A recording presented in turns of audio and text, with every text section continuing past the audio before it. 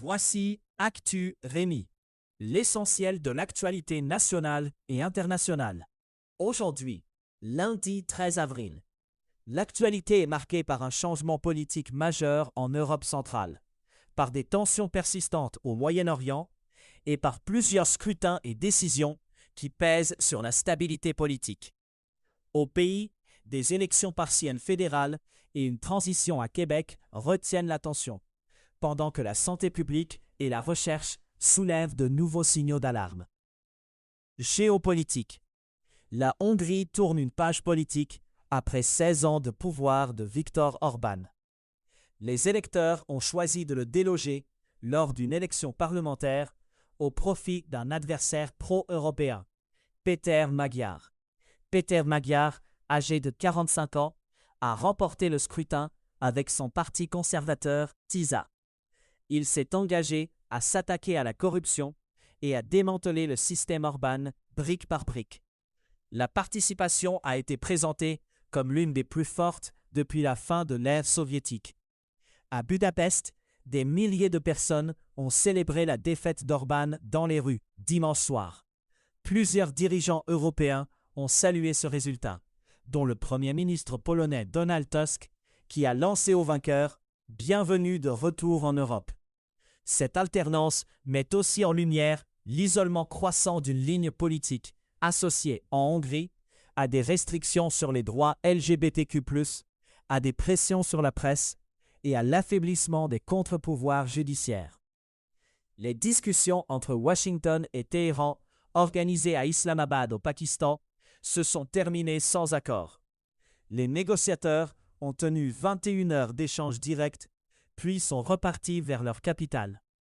Chaque camp a accusé l'autre d'avoir fait échouer la tentative de consolider un cessez-le-feu jugé fragile. La Turquie affirme toutefois que l'Iran et les États-Unis restent sincères dans leur volonté d'aboutir à un cessez-le-feu. Le ministre turc des Affaires étrangères, Hakan Fidan, dit maintenir un contact direct avec les parties.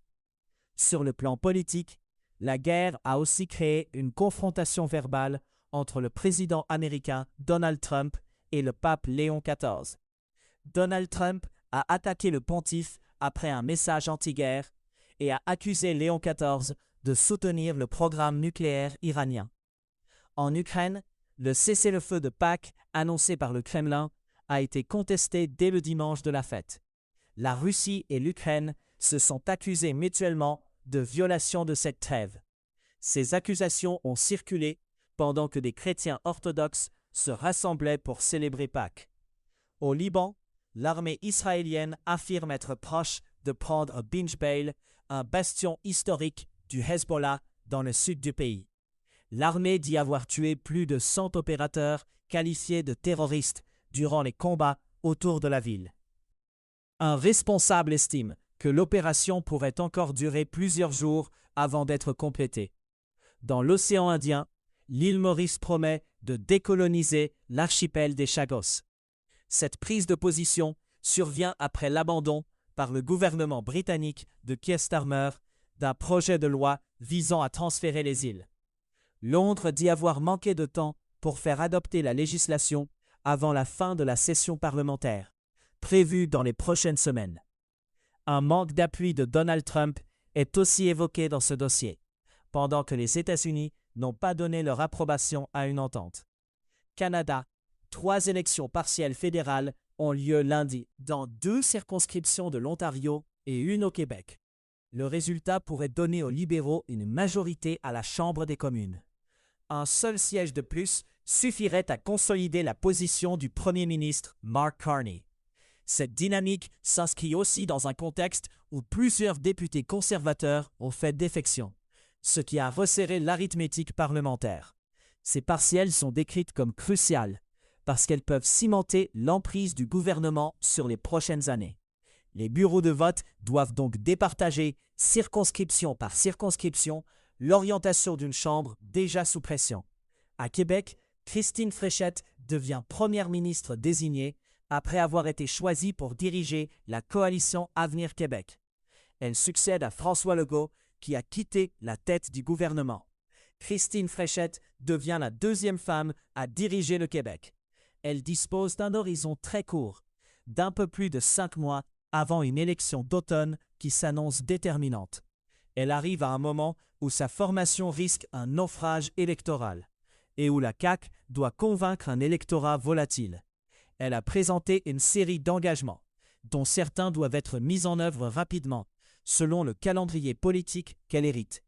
Sur le terrain économique, des attentes fortes l'entourent, parce que sa marge de manœuvre pour changer la trajectoire du Québec reste limitée. Sur le plan de la santé, une nouvelle étude rappelle que le cancer demeure la première cause de décès au Canada. La même étude signale aussi une hausse de plusieurs types de cancers, ce qui alimente les préoccupations de santé publique. Les données soulignent l'ampleur de la charge pour les patients, les familles et le réseau de soins. Elles renforcent aussi la pression pour améliorer la prévention, le dépistage et la capacité de traitement. Science.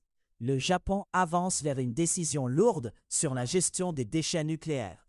Le gouvernement central a autorisé une étude à Minami-Torishima afin d'évaluer si le site convient à l'enfouissement de déchets radioactifs. L'objectif est de trouver un lieu de stockage permanent pour les déchets provenant des centrales nucléaires japonaises.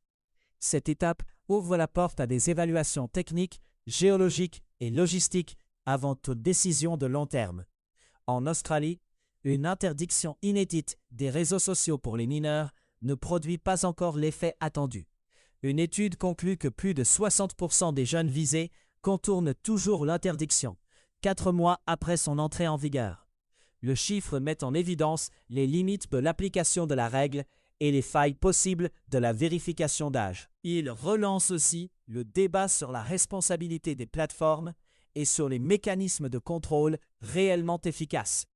Au Canada, le cancer reste la première cause de décès, selon une nouvelle étude, et plusieurs types progressent.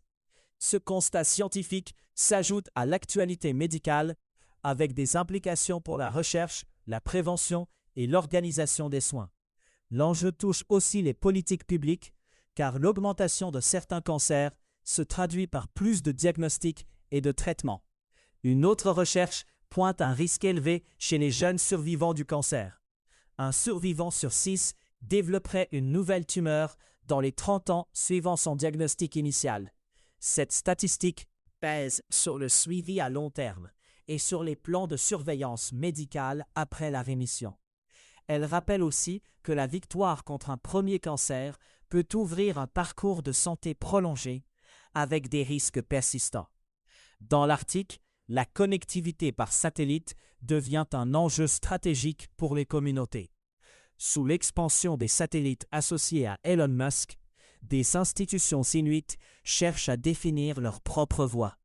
Elles veulent réduire les risques d'ingérence étrangère et limiter la dépendance à des choix jugés imprévisibles d'un dirigeant d'entreprise.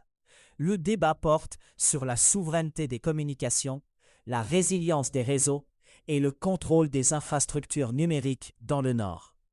Climat. Les hôpitaux du Québec s'engagent dans une décarbonation à grande échelle. Des établissements adoptent des cibles ambitieuses malgré un environnement où le métal, le plastique et les produits jetables dominent les pratiques. Cette transition vise à réduire l'empreinte carbone du réseau tout en maintenant l'activité clinique et les blocs opératoires. Le chantier est qualifié de titanesque, mais un élan de transformation se dessine dans plusieurs établissements. Monde. Le Pérou vote avec l'espoir de sortir d'une décennie d'instabilité politique. Le pays a connu 9 présidents en 10 ans, dans un climat de scandale et de défiance envers les institutions.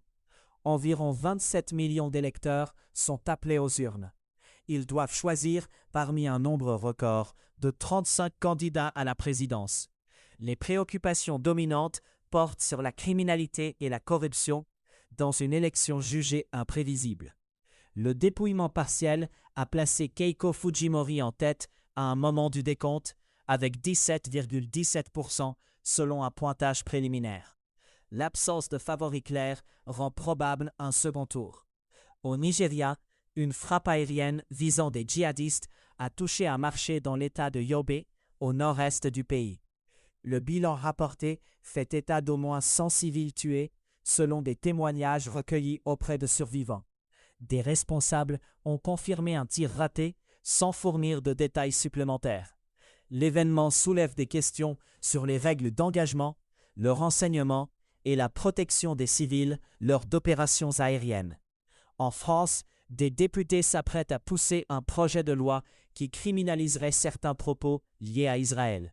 Une pétition a réuni près de 700 000 signatures pour demander le blocage du texte. Des manifestants affirment que soutenir la cause palestinienne ne devrait pas constituer un crime. Le débat se concentre sur les limites de la liberté d'expression et sur la façon de définir en droit les discours visés. Sur la scène diplomatique africaine, le continent reste divisé autour de la candidature de Macky Sall au poste de secrétaire général de l'ONU.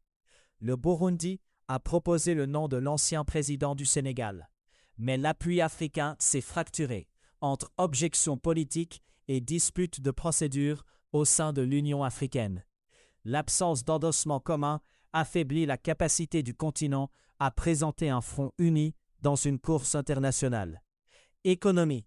Sur les marchés des matières premières et des devises, l'or s'établit à 4 721 $ américains, en baisse de moins 0,6% sur 24 heures. L'argent se négocie à 74 $ américains, en baisse de moins 2% sur la même période. Le Bitcoin évolue à 70 709, en baisse à 0,723 $ américains. Au Japon, la principale organisation patronale propose de créer une institution budgétaire au Parlement. L'objectif est d'offrir une base pour discuter de réformes globales sur les impôts, les finances publiques et la sécurité sociale. Le projet vise à encadrer les débats et à structurer les arbitrages à long terme. Il reflète la pression exercée par les coûts futurs et par la nécessité de planifier les dépenses et les recettes. En Europe, la guerre en Iran force une remise en question de la sécurité énergétique. Les perturbations des livraisons de gaz naturel liquéfié via le détroit d'Ormuz exposent une vulnérabilité persistante. Cette fragilité apparaît malgré des efforts menés depuis 4 ans pour réduire la dépendance à l'énergie russe. L'impact se fait déjà sentir dans les ménages européens, avec une inflation montée à 2,5% en mars, tirée par l'énergie. Le débat porte sur la capacité de l'Union européenne à devenir plus indépendante, en diversifiant ses approvisionnements et ses infrastructures. L'ancien Premier ministre italien Enrico Letta estime que la guerre au Moyen-Orient devient un problème majeur pour la compétitivité européenne. Il met en cause la fragmentation du marché unique et plus largement du marché de l'énergie. Selon lui, cette fragmentation alimente des coûts plus élevés pour les entreprises et les consommateurs. Il rappelle aussi que plusieurs recommandations d'un rapport sur l'avenir du marché unique présenté en avril 2024 restent non mises en œuvre. Le dossier touche également les projets européens, dont une monnaie numérique qui avance en parallèle des débats sur souveraineté et intégration. En Irlande, le gouvernement annonce des mesures pour atténuer une crise du carburant. Le Premier ministre Michael Martin intervient après plusieurs jours de manifestations. La colère est liée à une hausse rapide des prix du carburant. L'exécutif promet des actions pour réduire la pression sur les ménages et sur les secteurs dépendants du transport. À savoir, aujourd'hui, le 13 avril 1743, Thomas Jefferson naît en Virginie. Il deviendra le 3e président des États-Unis. Le 13 avril 1970, l'accident de la mission Apollo 13 survient après l'explosion d'un réservoir d'oxygène en vol. C'était Actu Rémi. Visitez acturemi.news.